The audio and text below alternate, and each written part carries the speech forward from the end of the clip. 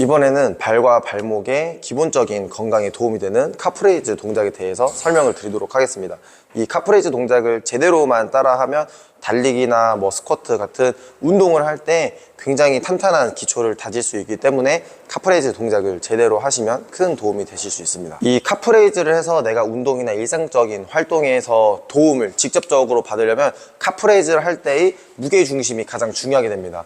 우리가 이 발목, 이 가장 많이 필요한 순간은 우리가 이렇게 앞으로 진행하는 순간입니다. 예를 들어서 달리기를 할 때도 우리가 몸을 앞으로 가게 되고, 스쿼트나 이런 동작을 할 때도 무릎이 앞으로 빠져나가는 이런 이 배측 굴곡 상황에서 발목이 훨씬 더 많이 필요하게 됩니다. 그래서 이 카프레이즈를 진행하실 때는 이렇게 바닥처럼 평평한 곳에서 진행하시는 것은 이 배측 굴곡, 즉 발목이 이렇게 꺾여 있는 상황에서의 힘을 길러주진 않기 때문에 카프레이즈를 진행하실 때는 무조건 이렇게 높이가 있는 곳에서 발목이 충분히 늘어난 상태로 동작을 진행하실 수 있어야 효과를 보실 수 있습니다. 그리고 이 무게중심을 설정할 때는 우리가 앞으로 진행하는 동작에서 발목의 필요성이 훨씬 더 증가하고 더 많은 근력이 필요하기 때문에 카프레이즈를 진행하실 때는 무게중심이 뒤로 빠진 상태가 아니라 앞으로, 즉 무게중심이 앞쪽으로 가 있는 상태에서 동작을 진행하셔야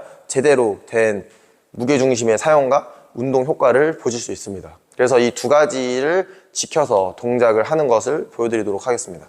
이런 의자, 벤치를 이용하시거나 아니면 내가 경사진 곳 앞에 지지할 수 있는 무언가가 있어야 됩니다. 그래야만 내가 무게중심을 앞으로 유지해서 동작을 진행할 수 있기 때문에 더 큰 효과를 보실 수 있습니다.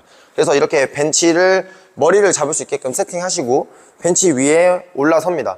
이때 발 뒤꿈치가 바닥에 닿을 정도로 발목이 배측 굴곡된 상황을 만들어 주시고 무게중심을 앞으로 두어서 세팅합니다. 그래서 머리를 잡아서 앞쪽으로 기울어진 상태를 유지하고 이 상태에서 동작을 진행해 주시면 됩니다. 이렇게 무게중심을 앞으로 유지한 상태에서 동작을 진행해 주시고, 양발 동작이 쉬워지면 무조건 한 발로 동작하는 것을 추천드립니다. 왜냐면 우리가 걷거나 뛰거나 할 때 이렇게 한 발로 지지하는 순간이 훨씬 더 많고, 사실상 달리기 같은 것을 할 때도 내가 한 발로 땅바닥을 지지해야 되는 근력이 필요하기 때문에 양발로 동작하는 것은 운동 강도가 너무 낮다라고 볼 수 있고, 내가 양쪽 발로 동작하는 게 20, 30개가 쉽다라고 하면 무조건 한 발로 넘어가서 동작을 진행하시는 게 좋습니다. 그래서 한 발로 진행하실 때도 뒤꿈치가 땅에 닿게끔 설정하시고 이 상태에서 위로, 그리고 무게중심 앞으로 쏠린 상태에서 동작을 진행해 주시면 됩니다. 이때 내가 이 장단지, 즉 비복근과 가자미근에 제대로 힘을 실어주려면 발가락을 평평하게 펴고 있는 상태가 아니라 웅크려서 발바닥으로 땅바닥을 짚는다라는 느낌으로 발가락을 오므리는 느낌처럼 동작을 진행하셔야 힘을 더 강하게 정확하게 쓸 수 있게 됩니다. 그래서 발가락을 오므려서 동작을 진행을 해주시면 됩니다. 이런 식으로 한쪽 발로 15개에서 30개까지 진행할 수 있어야 내가 이 장단지 근력이 충분히 좋다라고 말할 수 있게 됩니다. 자, 이 발가락을 쓰는 것을 보여드리면 이 상태에서 발가락에 힘을 풀고 있는 것이 아니라 발가락을 우무려서 이 눌러주는 느낌으로 세팅을 진행하신 상태에서 올라옵니다. 발가락을 오므려서 진행합니다. 이렇게 발가락을 계속 긴장하고 계셔야 발바닥까지 긴장감이 있는 상태로 동작을 하셔서 더 효과적으로 강화를 진행할 수 있게 됩니다. 이 발의 각도는 무조건 11자를 유지할 수 있도록 동작을 진행해 주셔야 됩니다. 이 발목이나 발바닥이 안 좋으신 분들 같은 경우에는 동작을 진행하면서 발이 이렇게 바깥쪽으로 돌아가려는, 즉 엄지발가락 쪽으로 힘이 너무 많이 실리게 되는 상황이 생기는데, 엄지발가락 쪽에 힘이 너무 많이 실리게 되면 우리가 흔히 생각하는 이 평발 쪽으로 무너지는 방향으로 힘을 쓰고 계신 거기 때문에 이 발가락 5개를 전부 다 힘을 줘서 올라간다고 생각하셔서 발을 11자, 즉 일자로 유지해서 동작을 진행하셔야 됩니다.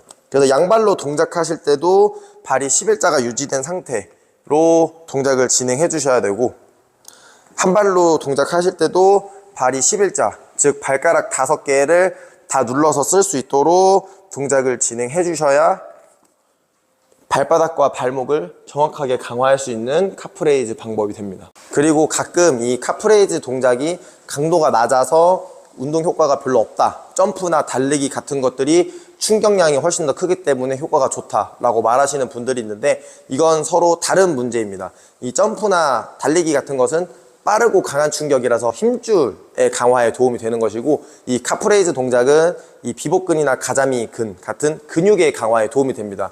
그래서 힘줄을 강하고 탄성 있게 쓰기 위해서는 근육에 기초적인 근력이나 지구력이 있어야 되기 때문에 카프레이즈 동작이 먼저 선행되어야 점프나 달리기 등을 했을 때 부상이 없이 잘 동작할 수 있게 됩니다. 그래서 카프레이즈 동작을 꼭 잘 수행하는 것이 이런 스포츠나 운동을 잘하는 것에 큰 도움을 주게 됩니다. 해서 지금까지 알려드린 내용을 총 정리해드리면, 카프레이즈 동작을 진행하실 때는 두 가지를 신경 쓰셔야 합니다. 발목에 이 배측 굴곡이 되어 있는 상태에서 동작을 진행하셔야 됩니다. 그러니까 높이가 있는 턱에서 뒤꿈치가 바닥에 닿을 수 있는 상태에서 동작을 진행하시면 되고, 두 번째는 바로 무게중심입니다. 우리가 발목이나 발바닥을 사용해야 되는 순간은 우리가 앞으로 가는 상황, 즉 달리기든 걷기든 운동 같은 경우에도 우리가 무게중심이 앞으로 약간 실려있는, 진행 방향이 앞으로 가는 상태에서 동작을 진행하셔야 더 좋은 효과를 보실 수 있게 됩니다. 그리고 이 카프레이즈를 진행하실 때는 발의 각도가 무조건 11자, 그리고 발가락 5개를 전부 다 눌러서 쓰시는 것을 연습하면 이 카프레이즈를 통해서 굉장히 튼튼한 발과 발목을 가지실 수 있게 되실 겁니다.